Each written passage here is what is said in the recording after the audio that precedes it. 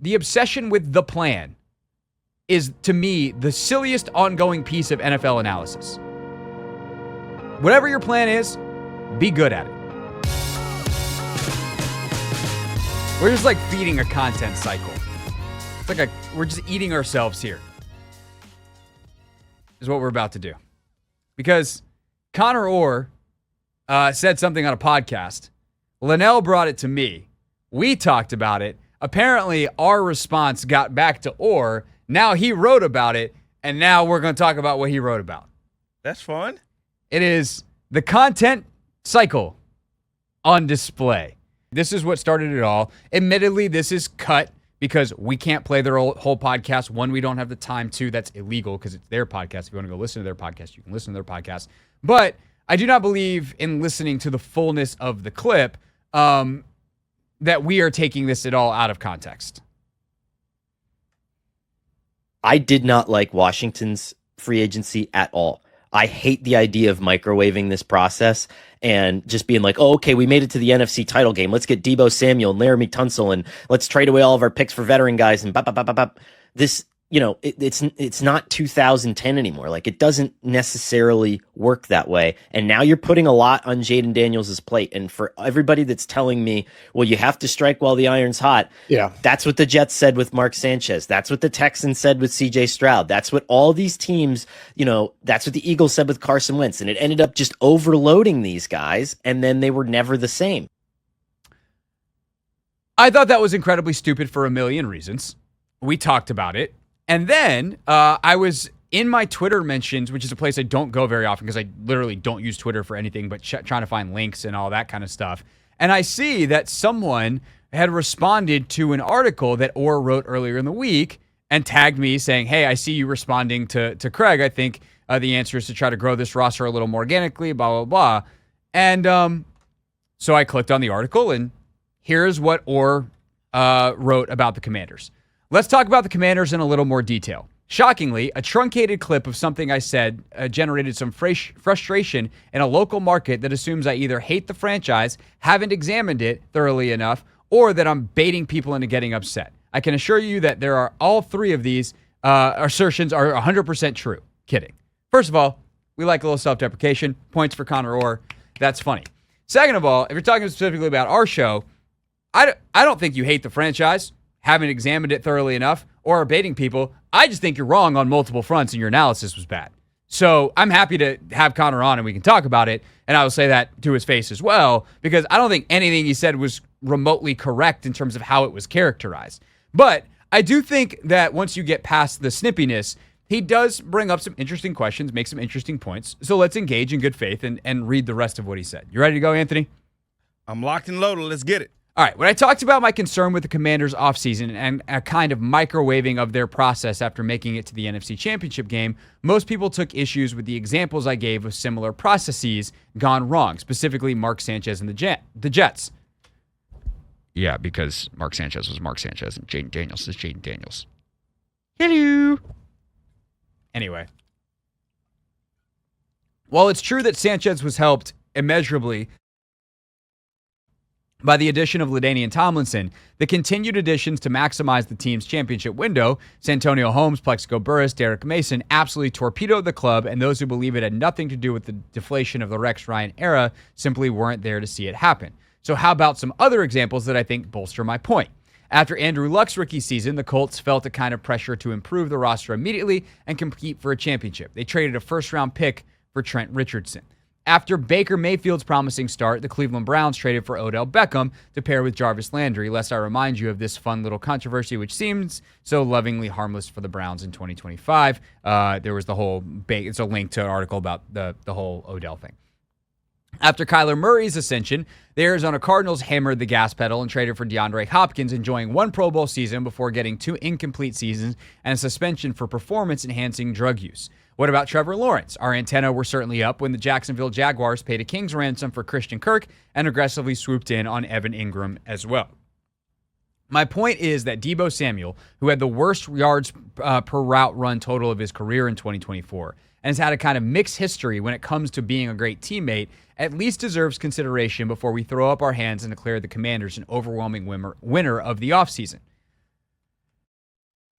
The same can be said for Laramie Tunsil, who is great, but was also available for a reason. NFL teams don't just trade in-prime franchise left tackles while their young QBs are still on their rookie deals. On the podcast, co-host Albert Breer posed a fair question in rebuttal. What would I do instead? And I think the answer is to try to grow this roster a little more organically. And here's where I think he actually makes a good point.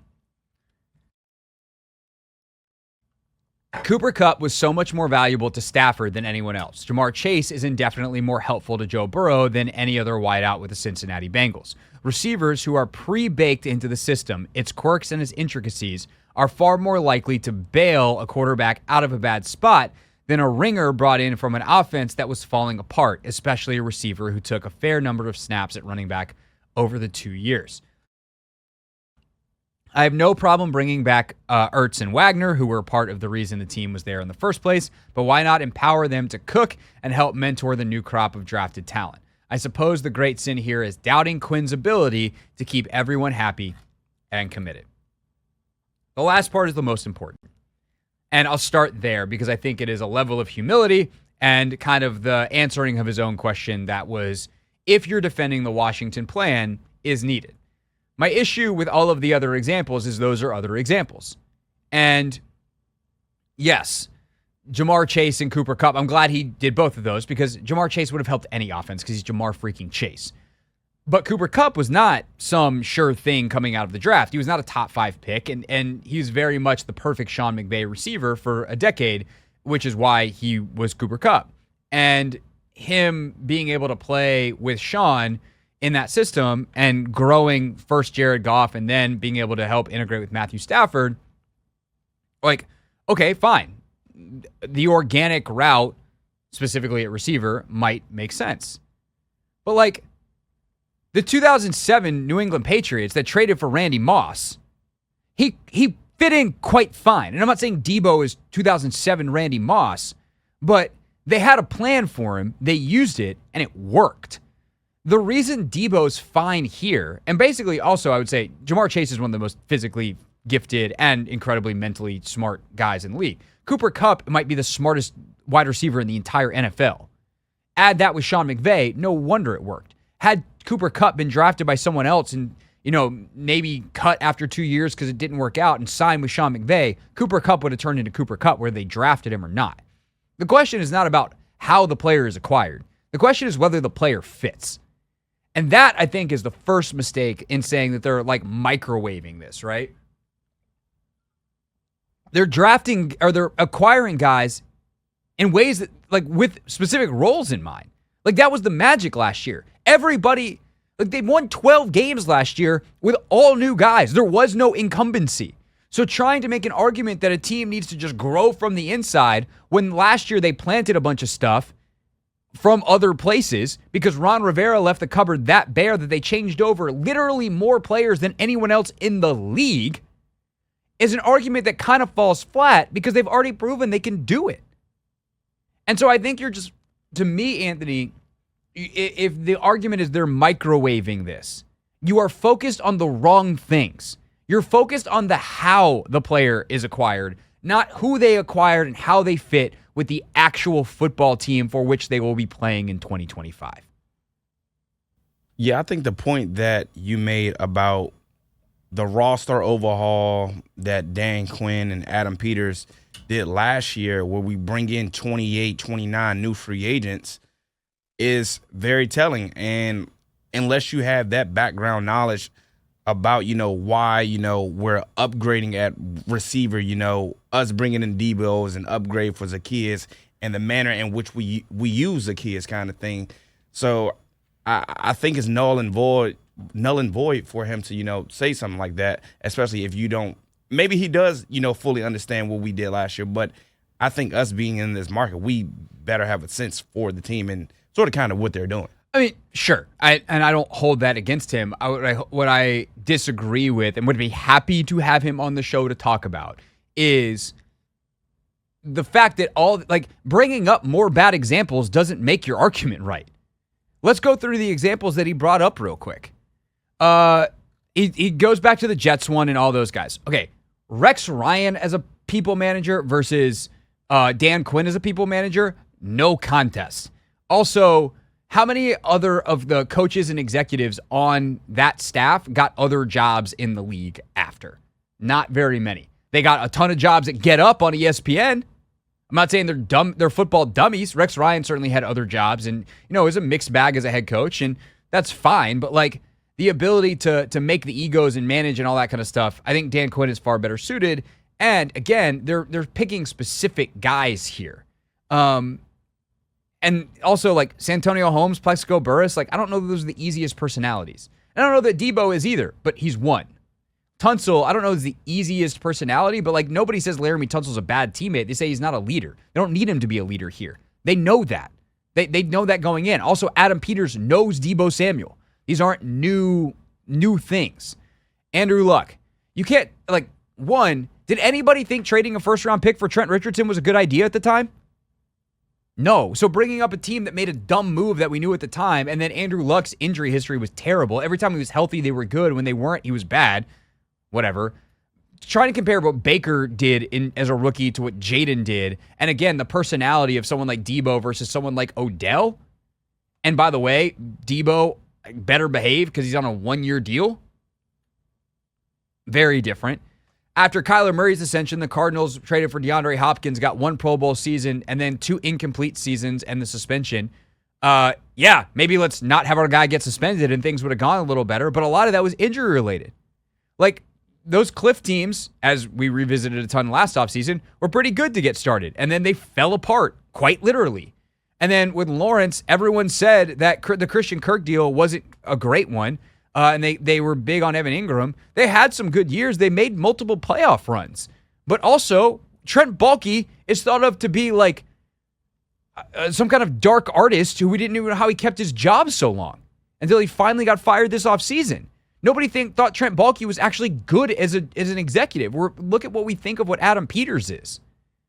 And so instead of focusing on a bunch of people who have proven to not be very good at the job following similar paths, quit. This has been my thing this entire offseason. It's not about the path. It's not about the plan. There is no perfect plan. It's about executing the plan. If you can build a championship contender with all trades and no draft picks, be my guest, as long as you win. If you can do it without a single trade or a single free agent acquisition, that's fine. But you are at the mercy of being of the market, which is a phrase now I feel like Linnell, or the catchphrase. You're at the mercy of the market, because he always talking about the mercy of the evaluator, right? But like ultimately, you have to respond to the market. I'm gonna uncatchphrase myself. You have to have the ability to respond to the market. This market for this team was better in trades than free agency. Their ability to draft difference makers at 29 versus last year at 2 is very, very different. And I do believe that they have used some of these picks smartly. They know the cap situation. They're going to be able to afford these guys long-term if they're good. And they still have just enough draft capital to still get guys. And by the way, there's guys in the hopper from last year like Jordan McGee and Dominique Hampton that they certainly, Luke McCaffrey, who they think are going to take bigger steps this season.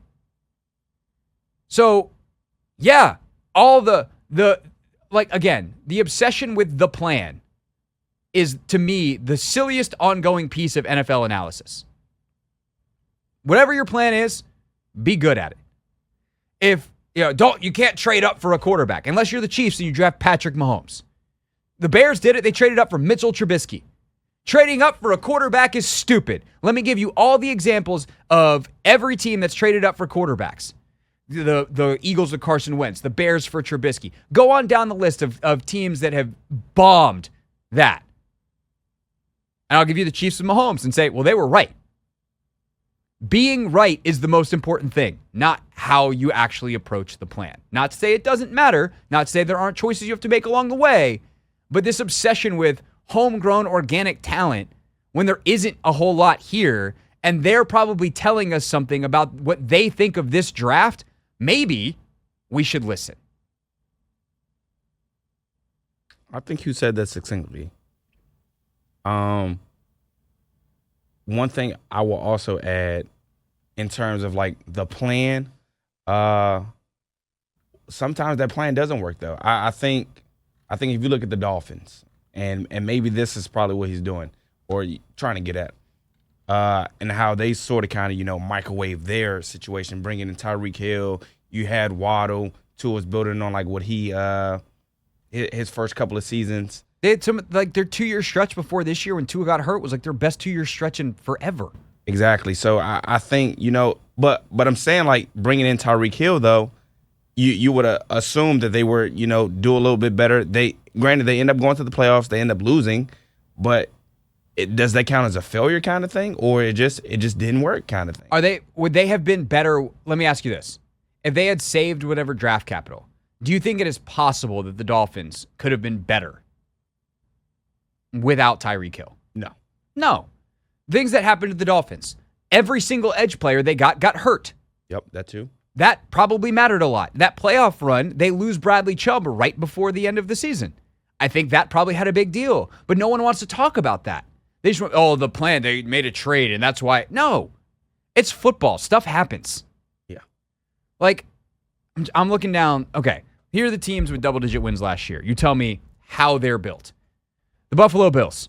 They're built on the back of Josh Allen. Yeah. The Baltimore Ravens. Who was the second most important Raven, arguably, last year? Probably Derrick Henry. How was he acquired? Free agency, actually. Yeah, not homegrown. Best year they had in a while. Yeah. They've been good, but that was probably the best Ravens team that I think most people said. Also, Lamar probably grew more, and he also had a different task last year because of Henry's presence. The Steelers, I don't know what the Steelers are. They're homegrown, but also not grown. They're Mike Tomlin. Texans, microwaved. Most of the dudes they microwaved outside of Mixon Diggs got hurt. They fell apart with injuries. And also, I don't want to hear the Texans comparisons to the Commanders because I would assume that Cliff Kingsbury doesn't forget every single thing that got him to this point. Next year, he's just a much more experienced play caller than Bobby Slowick. And Bobby Slowick went from head coaching interviews to getting fired. I think that had more to do with the Texans' failures than anything about the roster moves that they made. Would you agree? Yeah. Okay. The Chiefs. They're kind of homegrown. Mahomes, they traded up for him. Obviously, Kelsey, Chris Jones. They've made a couple of smart acquisitions. They've also done an incredible job of developing players. Fine, I'll give you the Chiefs. Chargers, they remade everything last year. Jim Harbaugh puts it together with bubblegum and scotch tape and running the football, and next thing you know, they're 11-6. The Broncos won 10 games. Would you follow the Broncos plan? Hey, guys, how do we get an $80 million dead cap hit? We want to do the Broncos plan. They're well coached. They did a good job with Bo. Their defense is sick. If you can draft the best corner in football, you should do that. Pat Surtain's awesome. Anchor of their defense. Eagles. Eagles are fun because everyone loves to say that they're homegrown. Who are the three best players on the Eagles, Anthony?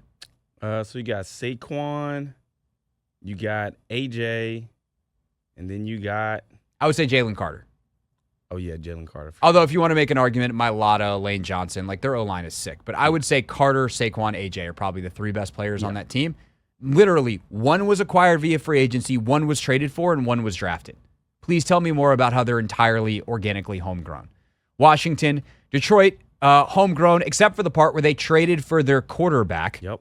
The Vikings, mixed bag homegrownness versus other things. They signed Darnold in free agency. Packers, they're actually very homegrown to the point that some of it's a problem. They need other positions. If the Packers had more talent and weren't quite so homegrown, they'd actually probably be a better football team. Yep. On down the list you go. So I think we made our point, I guess is my point. Connor, we await your next podcast or writing. Or you can come on the show and we can talk about it. Just reach out. I'm not that hard to find. What's up, kiddos? It's your boy Clinton Yates from ESPN.